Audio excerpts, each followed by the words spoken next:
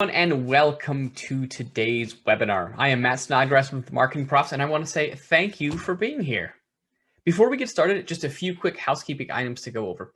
If you lose audio or visual, simply exit the Zoom room and come back. That'll reset your connection. You may have to close your browser down and come back in, but that will take care of most of the issues that you're faced with today. So if there's any problems, just leave Zoom and come right back in. You'll see that the chat feature is available for you at the bottom of your screen, and that should be used for general comments about today's webinar. You'll also notice that there is a Q&A button at the bottom of your screen. So if you have questions for our presenters today, if you have questions about the webinar, put those in the Q&A. At the end of today's session, we'll hear from Michael, and then we'll go into a live Q&A, and we'll answer as many of your questions as we can. So remember, chat is if you want to talk amongst yourselves. If you have specific questions you want to get answered in the Q&A, post those in the Q&A box at the bottom. Now, I'd like to take a moment to thank Page One for sponsoring today's broadcast. Page One Power is an SEO agency specializing in sustainable link building and strategic content creation.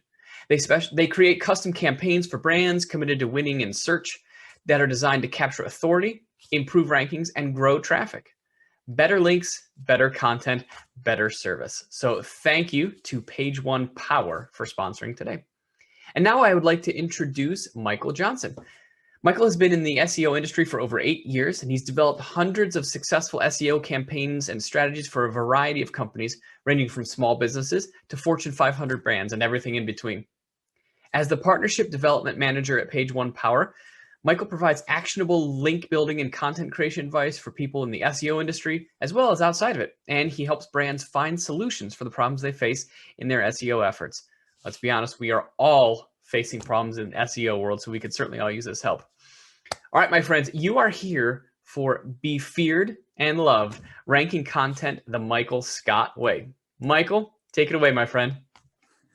Thank you so much, Matt. I'm so excited today to talk about how to help your content rank better. And one of the things I like to do when giving a presentation is to have a little fun twist on it. And myself being a big Office fan, thought what better person to guide us along this journey than the boss himself, Michael Scott. So today what we're going to do is we're going to go through some of the pitfalls and challenges that I see brands fall into when it comes to developing a successful content strategy, things that are preventing their content from ranking well in Google. And then from there, offer fixes that could be used to help solve those problems. And hopefully as we go through this, you can be able to use some of these tips and tricks to solve problems within your own SEO strategy.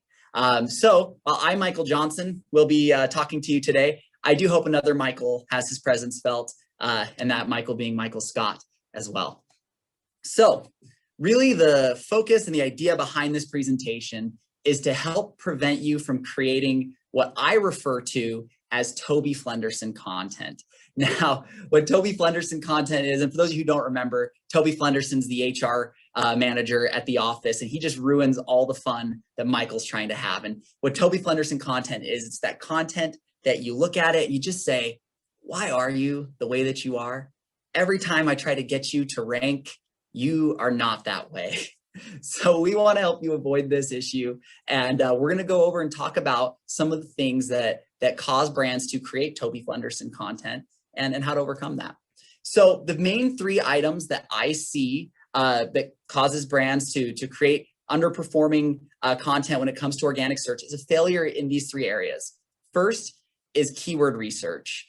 Second is on-page optimization. And third is links. Now, for those of you who are really kind of SEO focused people, you might say those are pretty basic things, and they are. But as always, the devil is in the details. And there are things within these topics that brands consistently fail with and make mistakes on. And we're going to talk about those and dive into it. But first of all, I wanted to run a poll really quick just to get an idea of your understanding or where you're at as an organization when it comes to your content strategy. So I just wanted to cue that up real quick and have everybody answer. So the question is, how do you feel about the performance of your content from an SEO perspective? A, we're crushing it. You're great. You're just here to have fun, I guess. B, we're doing all right, but we could improve. C, not happy with our performance and looking to improve. And D, don't even know where to help or start. Please help. So we'll give you all a second to answer in on that one so we can kind of see where you're at. And from there, let's start learning how to improve. All right, I think we're just about there. seeing a lot of folks in those middle two sections there. So we can go ahead and take a look at those results. Yep, lots in that middle section. We're all here to improve. Perfect. Let's do it. So for the next slide here, we're diving into keyword research. So a lot of the times when it comes to keyword research strategies and content strategies for brands, it sounds a little something like what Michael's saying here. Sometimes I'll start a content strategy. I don't even know where it's going. I just hope I find it along the way. Now, what this will look like if you are in this situation is that you're cranking out content piece after content piece after content piece. You got hundreds of pieces of content out there, and you're not getting very much search traffic from it. So you're putting in all this effort and seeing very little reward.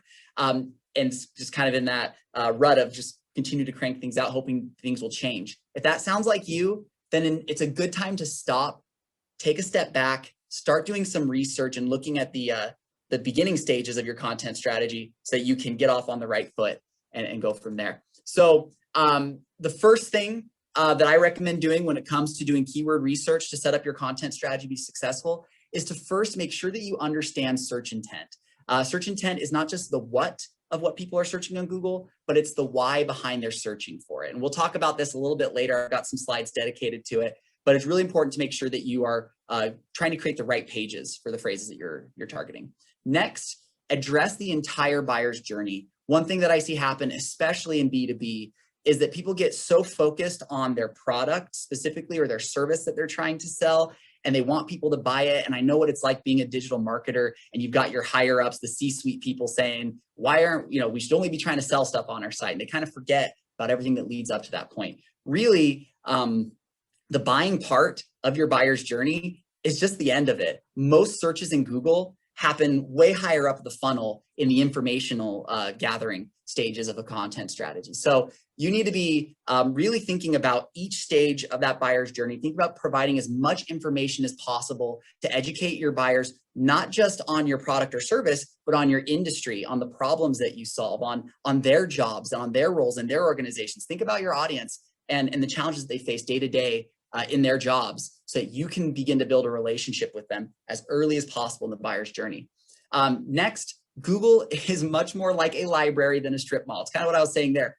The searches that have to do with buying are just a very small part of the overall searches that happen on Google. Many more of the searches are happening for information gathering. So again, Google is much more like a library. So be the most informative site that you can, have as many resources and helpful information as possible. That's what's going to help you to capture the most searches you can. All right, so let's get into a real world example and try to help out a brand who's struggling a little bit with their content strategy. The brand that I pulled up today is called Paycom.com. For those of you who don't know, they do like payroll software. So a lot of HR professionals probably like to use them. And one of the things that I noticed when I was looking through their traffic is that almost all of their traffic comes from branded search, right? You see these keywords, they all have Paycom in the name. So that means that unless you don't already know who Paycom is to be able to search them by name, you'll have a really hard time finding them in organic search. So what can we do to help Paycom.com capture more non-branded search traffic and get their brand introduced to new audiences on the web? This one really quick, just so you can see that further illustrates the issue. 683 pieces that exist in their resources and blog section, and none of them drive 4-digit traffic, and you really quickly get into double-digit traffic here. So like Michael's face summarizes, this is the worst, right? It's tough when you're cranking out hundreds of pieces of content and not getting any results.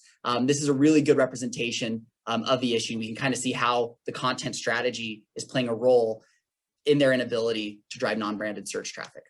All right, so the first thing to do to solve this problem that I always recommend doing is that if you're not having success, the easiest way to try to find a pathway to success is to find somebody who is successful. Look at what they're doing and try to replicate some of the best practices that are working in your industry. So all I had to do was do a quick Google search for like payroll software and some of those.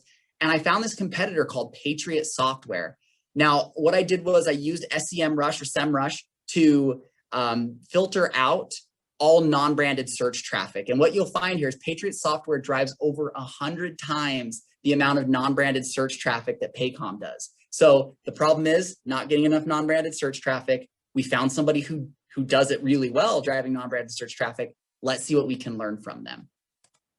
So one of the first things I like to do is figure out, okay, where's traffic coming from? What is working? And the way I do this is I export data from SEMrush and I turn it into pivot tables in Excel. And so the way that I organize these is the page, and underneath the page, you can click and have all the keywords that are associated with that page. What that helps us to do is to see, okay, what pages have a lot of search volume, what's the average ranking position, and what is the traffic those pages are currently driving. So I filter by traffic, and really quickly, right, we have a great illustration of how Patriot Software drives traffic.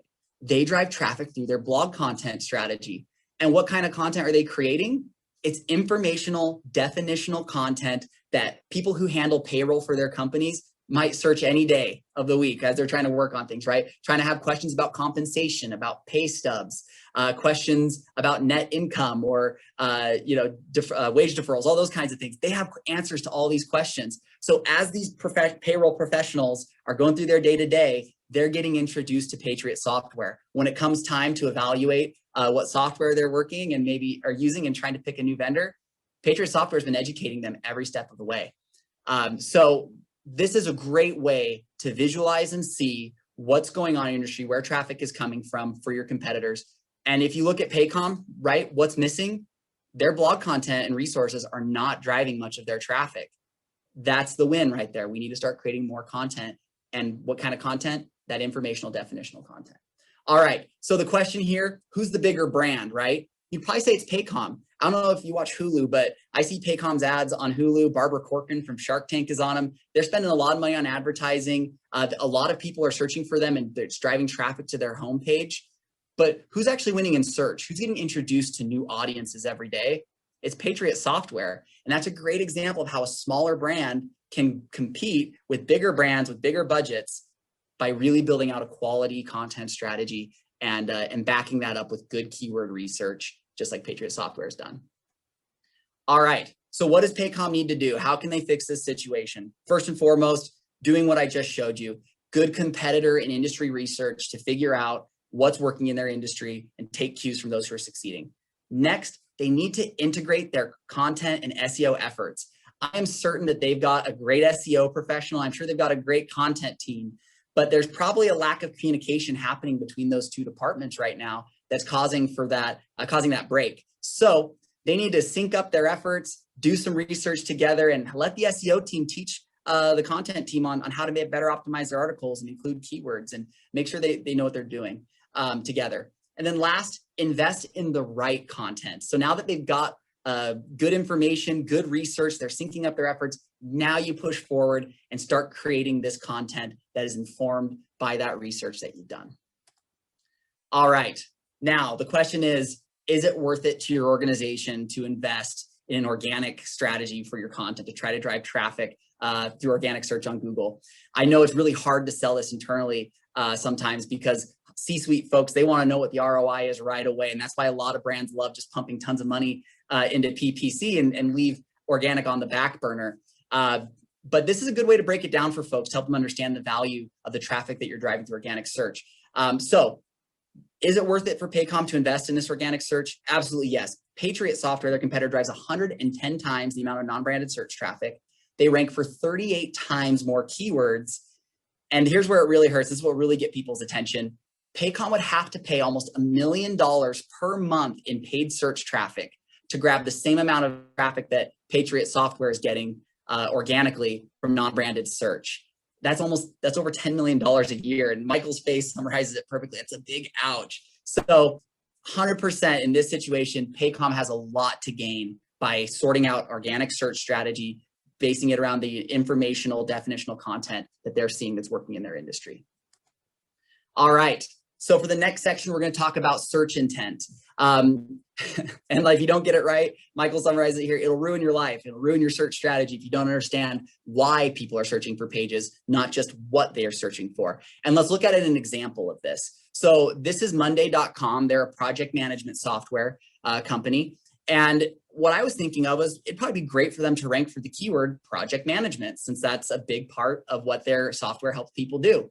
However, when I looked for project management, I couldn't find them on page 1. And finally, when I did find them a page or two down in the results, it was this page that was ranking. And what do we notice about the page?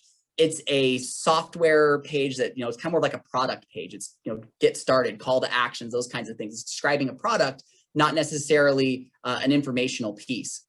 So if they want to be more successful when it comes to ranking for project management and want to make sure they're addressing the search intent right, what I recommend doing is look at what's currently ranking on page 1 and see what trends you can collect from those results. So if they would do this really quickly, you can see the top ranking result. What is project management? Who are project managers? Project management in the life cycle and the project life cycle. What is project management again? And then another, what is project management?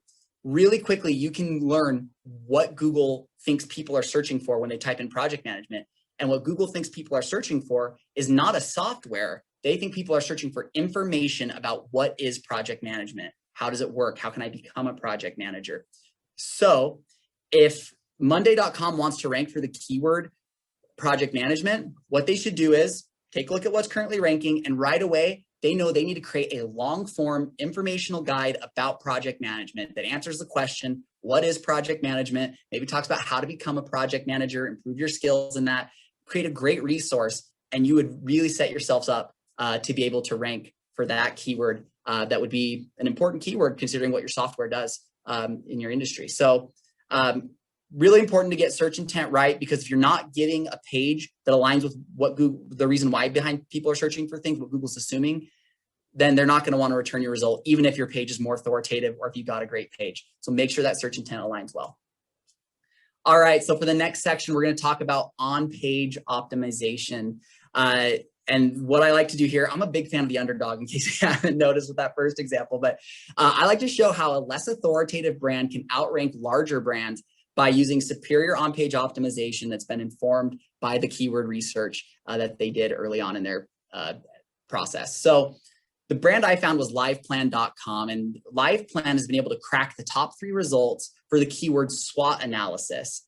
How they've been able to do this? Because they're less authoritative than almost every other brand that ranks on page 1.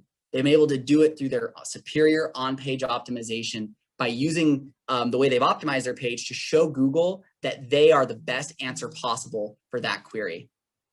So how they done it, and what are they getting out of this? So first of all, you look at a bigger competitor like WordStream, who they're outranking. WordStream is a DA, or domain authority 82 site. Now, for those who don't know, domain authority is a metric from Moz that estimates how likely Google is to rank a page.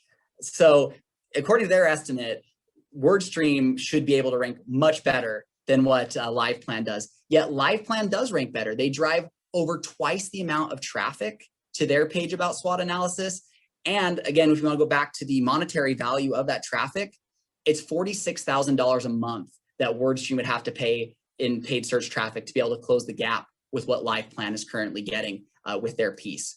So let's dive into this a little bit and talk about what they did right from the keyword research, how they brought that into their on-page optimization, how that's helping them to be successful. So the first thing that we see is that they chose the keyword, what is SWOT analysis, to use in the title of their article. And they used it again as the first header tag in the article. So what they've done here is they've really established to Google, what is my article about? And then what is this section of my article about specifically? And what they want to do with this is they want to explain what SWOT analysis is and how to do it right.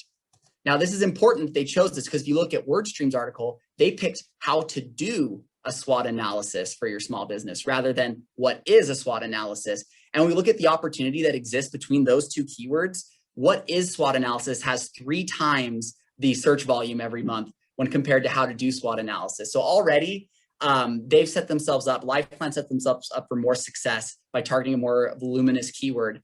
On top of that, they probably did some research into the search intent behind that search query and found that people, when they're looking for SWOT analysis, are wanting to know how to do it what it is before they want to know how to do it. So that's why that made sense that the title of their article is what it is and then how to do it, because they're addressing that initial intent of search and aligning that well. And then they've optimized their page according to that keyword research and search intent.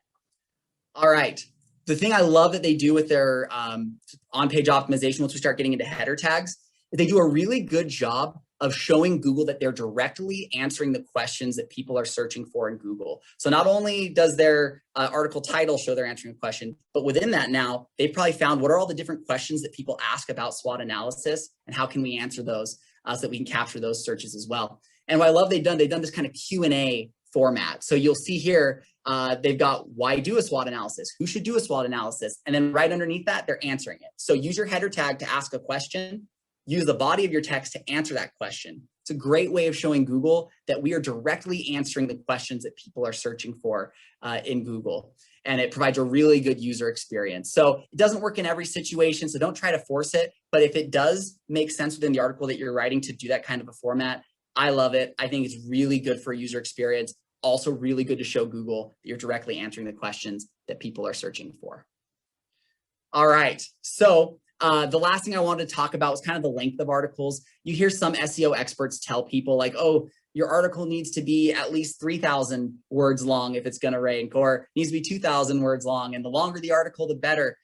That's not the case. There's no magical number of words that makes your article able to be ranked. If you look here, right, WordStream's piece is almost 3,000 words long. Live Plans is only 1,700 words long, yet Live Plans ranks better.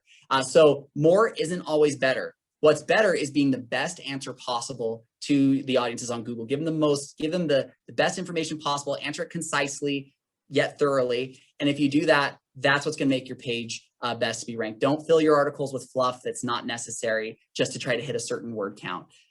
So to kind of summarize the on-page optimization steps and things I recommend, use your keyword research and search intent to then inform how to use title and header tags in your article, how to optimize the body of the text. If you can, use a Q&A format. I think it's a really cool thing to do. And then last, provide a comprehensive experience with your content. Answer the questions that people are searching for. But again, don't use fluff just to beef up the word count on your piece. All right, so this last section here is something that's very near and dear to our hearts here at Page One Power, and it's links. For those of you who don't know, we've really kind of carved out our name in the industry through our link building services. So just like Michael says to Jan in season 3, you complete me, links definitely complete us here at Page One Power. So is it worthwhile to try to get links? Are links part of how Google ranks websites? I like to let Google themselves answer that question. And there's a great quote from Andre Lepatzev. They interviewed him a couple of years ago. He's a senior quality strategist at Google. And they asked him, what are your primary ranking factors? And his answer, it's content and it's links. So to summarize, you need content that shows that that you're answering the questions, that you have stuff there that can be ranked. And then links are an authoritative factor that can kind of show Google that people trust what you're saying, that what you're saying is authoritative and trustworthy, so they know they can rank you well for the queries that you're targeting with your content. So content and links are going to be primary ways that you're able to get your pages to rank in Google. All right. So the first thing here is that your site's ability and your content's ability to earn links really does come down to creating pieces of content that are made for that express purpose, the purpose of earning links. So a lot of people try to get really kind of niche specific content to try to rank well or try to earn links. And it's really hard to get links to really specific content, really technical content, because it doesn't apply to broad enough of an audience. So I always recommend for brands to create linkable content that's there to earn links. You don't need to worry about trying to get it to rank for specific keywords. Use that content to earn links and have that be its purpose. From there, you can use this content to help your keyword focused content and product pages rank by using internal linking. So internal linking is a great way to better support pages on your site that are harder to get links to and help them be successful. Internal linking, to me, it's important because I like to ask myself these two questions. First, if I don't link to this content, or if I don't think it's valuable enough to link to it, why would anybody else? And then the second is think about it from Google's perspective. Links are a way, external links pointing to your site are a way for people to show trust and show value in your website and your content. So if you're not linking to certain pages within your own website, what message does that send to Google about the value of the page or its importance within your site architecture? So using internal linking is a great way to show Google what pages on your website are important and valuable within your site. So I strongly recommend creating linkable assets that then internally link to other pages on your site that are important to you that you're trying to get to rank. All right, so an example of a linkable content piece is this guide that we created for a client called Atera. Now, Atera does RMM software, so it's like an IT solution. If we had gone around and asked people, do you want to link to this technical article about RMM software? There'd be very few people, a very limited audience that would want to link to that kind of a piece. Now, for anybody who's done link building, we all know that the conversion rate on a link building campaign is usually really low. It's usually in the single digits. So in order to have a successful link building campaign that brings in any decent number of links, you have to find hundreds, if not thousands of pages to try to target for a campaign. So what you'll want to do first when you're creating a linkable content piece are thinking about audiences that can expand your opportunity, expand the spheres of relevancy through which you can outreach to get links. So what we did for them was, let's think about an audience that is underserved, not for RMM software, but underserved in the IT industry, in the tech industry. And what we found was that women are generally underrepresented in the IT industry. So what we did was we created a career guide for women in IT. And what we did through our research was we found that there were hundreds of resource pages on different like EDU websites, like career resources for women, computer science resources for women, all these different career resource pages that if we created a great guide, it would be an amazing fit for those audiences. So what we did was we found a relevant audience that had a lot of resource pages dedicated to them. And then we created a guide that solved a problem for that audience. So to kind of walk you through the steps of how to create a successful linkable asset, first, find an audience with a lot of resource pages dedicated to them. Next, solve a problem for that audience. If your content solves problems for people and gives them valuable information, link building no longer becomes a game of trying to trick Google. So many people think that links are just these things that are had that you're using to try to trick Google into ranking your website. Really good link building, white hat link building, is about making your site more valuable, having it help people. And you do that by creating great content that serves that purpose. So we went ahead and created this great piece. We sent human value-based outreach. And through that, we were able to earn 26 links, 11 of which came from .edu and .gov sources. So we want to talk about links that they would have had no way of getting without creating a specific piece. I mean, a B2B software company very rarely will ever be able to get a .edu or .gov link, yet you can do that by creating pieces that connect your website with those kinds of pages on the web. So do links make a difference? Is it worthwhile to go through all the hassle of creating these linkable assets and then promoting them? Links absolutely make a big difference. For this client, this is another project that we worked on. You look at the pages that we built links to versus the pages that we didn't. Pages that we built links to grew in authority. Pages that we built links to added more keywords for the client. And the section of the site that we built links to, their blog, outperformed the rest of the site and grew by 3x. So in terms of whether or not links matter, Dwight and Michael summarize it perfectly. Raise the roof. Yes, they do. They create a great impact to help your pages be more authoritative, to help them rank for more keywords. And of course, they'll drive more traffic because we're able to help them increase traffic by 250%. So you can ask yourself that question, are links still part of how Google ranks websites? Absolutely yes, and it's worthwhile to create linkable content that helps you to accomplish that goal. So one of my favorite quotes from Michael on The Office is when he's talking to Oscar about finances, and he asks him, can you please explain this to me like I'm 5? So as just a quick summary to make this really easy, if you want a successful content strategy, first, you need to find the right keywords to rank for. You do that through your keyword research. Next, you need to find out what the searcher intent is. So understand not just the what, but the why of what people are searching for so you can create the right page to rank. Next, use logical on-page optimization that creates a good user experience. Use title tags that accurately describe what's on your page. Use header tags that accurately describe what's in each section. Use your keyword research to inform that. Next, create linkable content that helps you earn organic backlinks and boost your authority. And then use internal linking from your linkable assets to other pages on your site that you want to promote and increase rankings for. And if you do that, you'll set yourself up to have a really successful content strategy that can rank in Google and find success. So thank you all so much. It was a pleasure presenting that. If you have any, I think now we're gonna do a little bit of Q&A and answer questions. So I'm excited to dive into those and we'll go from there. All right. Thank you, Michael. And thank you, Michael Scarn, for that very, very good presentation. Agent Michael Scarn. That's right. So, folks, if you have questions for Michael, go ahead and post them in the chat or in the Q&A. We'll get to those. Are you ready to go? We got a couple that have come in so far. Anudo asks us, could you please tell us more on how to find search intent? So how do we go about finding intent? So when it comes to finding search intent, like I mentioned in there, one of the best ways to do it is to see the current results that Google are ranking and then seeing what's on those pages, what kind of information they're providing, how they're answering the query that people are searching for. So if you do that, that will really help you to figure out not just like what keyword I want to rank for, but what page do I need to create in order to rank for that keyword. Nice. All right, so I have, well, you know what, Paul just popped in another question. So Paul asks,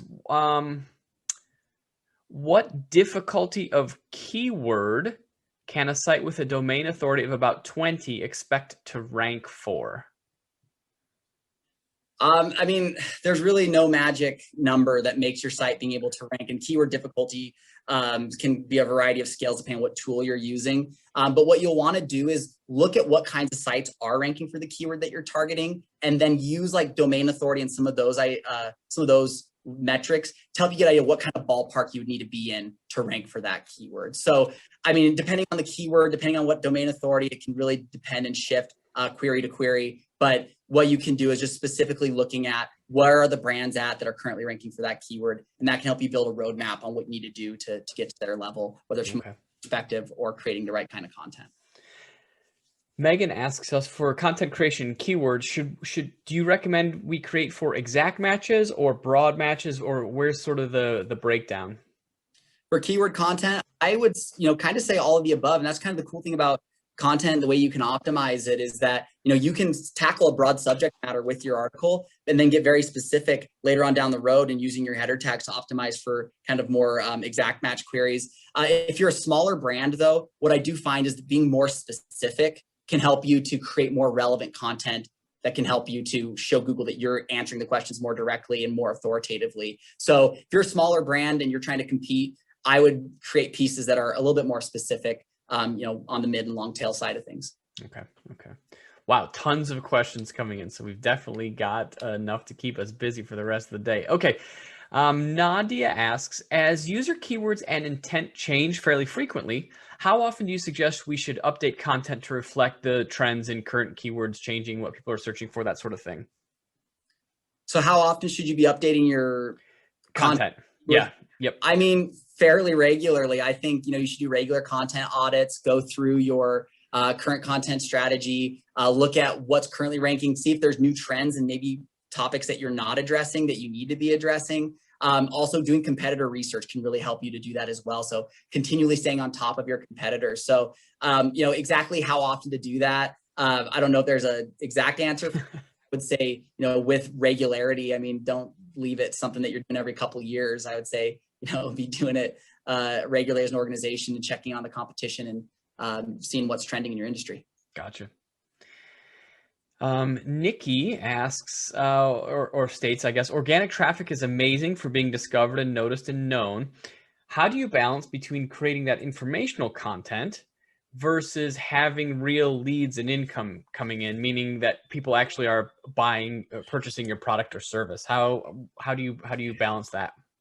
Yeah, so the way that we balance that is by creating, I'm having a little technical issue here, so hopefully nothing goes wrong, but it's giving me a little fright. But the way that you balance that is, for that example I gave you of that software company for RMM software, we helped them rank for RMM software, like all the buying terms, but used linkable content to get links. And so what I recommend doing is just by having good interlinking and internal linking within your site, you can really support all those different pages, both addressing informational queries on the higher end by creating that kind of content. And it's just really about having your funnel completely addressed throughout your content strategy. And if you do that, there's ways that you can internally link to support those pages that are further down the buying funnel. So we created informational content and helped buying pages rank by using that internal linking. Fantastic. And that, my friends, is it. I appreciate you being here today. Thanks for sticking with us through the technical difficulties we had. You are the reason we do these things. So I hope you enjoyed the information from today's presentation. And as I said, Michael will respond to all the questions that we didn't get to via email. And otherwise, my friends, thank you so much for being here, and we will see you at the next one. Take care. Hello, marketing profs. This is Michael from Page One Power. Thank you so much for checking out our extended Q&A. I am so sorry for the technical difficulties that we ran into during the presentation, but we still wanted to get those questions answered and do it in a nice, digestible video format. So without further ado, let's jump in and answer some of those lingering questions that were submitted during the presentation. So one that I had started answering, I think right before I got cut off, was this question. It was, organic traffic is amazing for being discovered, noticed, and known. How do you balance the differences between creating informational content and content that drives leads or conversions? Now, that is kind of the golden question. And to me, really what it comes down to is, I mentioned it early in the presentation, having a well-rounded content strategy that answers all of the questions that people would have from the very beginning of the buying journey all the way to the end, answering questions along the way that can educate and inform your audience. So the answer is kind of all of the above. Now, the better question is your linkable content. You're not going to have a lot of success building linkable content that's at the bottom of your marketing funnel that's more conversion focused. So how can you create top of the funnel informational linkable assets that can also help your goals that sit at the bottom of that? The good example from that was the one I did about Atera in the presentation. So they were that IT software company that they sold RMM software. Now, we helped them rank in the top 5 results on Google for a lot of the big primary keywords: RMM software, RMM, what is RMM? Anything related to their product, we helped them rank for it. And a lot of those were conversion focused keywords, yet we built very few, if any, links to their converting pages. So what we did was we created linkable assets that sat at the top of the funnel. So we created a guide for women to break into IT, right? That's not very product focused at all, but because it's about IT and about women, it connected their website with resource pages that were dedicated to women.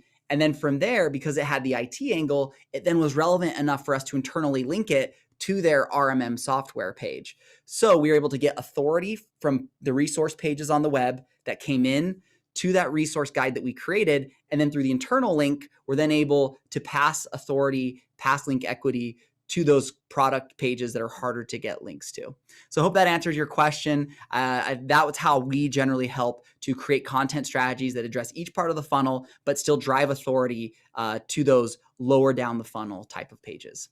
So the next question is, it's about ranking factors. And what they're asking here is, does Google use social media and email as part of their ranking factors? So the answer to this is no. Google has maintained for years that they don't use social media or email signals as part of how they rank websites. I think the main reason why is because social media can be manipulated, right?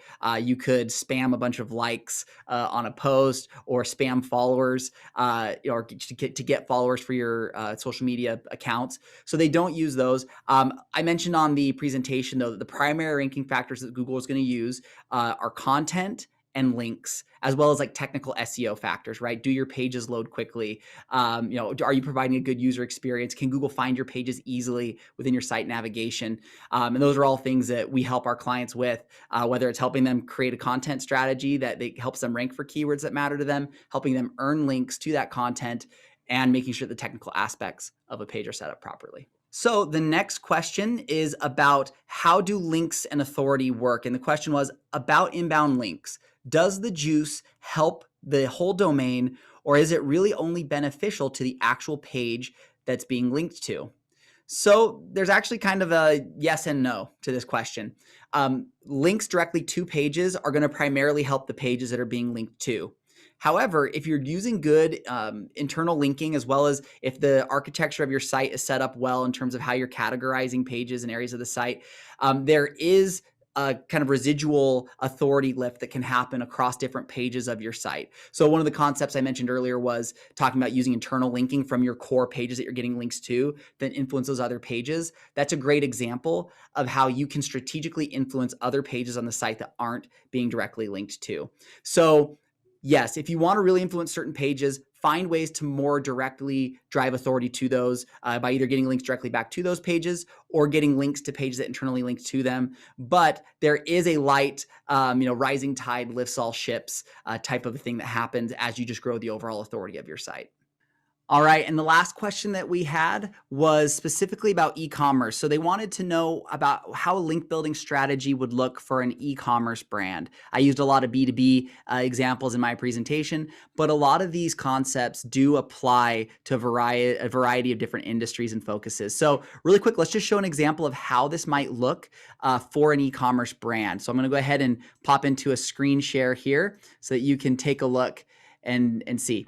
So one of the examples I was thinking of, I just kind of off the top of my head thought of a really big e-commerce brand, and I grabbed bestbuy.com. So when we think about Best Buy, right, they offer a variety of tech-related products. So whether that's, an iPhone, an entertainment system, a TV, video game consoles, there's a lot of different technologies that they provide. So I then started thinking about, okay, well, what are some audiences that they could help with a piece of content? And how can that apply back to technology and to entertainment? And what I came up with was they could create a guide for technology for those who are deaf and hard of hearing, like how to create an entertainment center for those who are deaf and hard of hearing to give them the best, most entertaining experience possible, right? From there, I then looked at, okay, well, what kind of resource pages are dedicated to that audience? And what I found were some amazing .gov resources for, folks who are deaf or hard of hearing that could then benefit from assistive technology.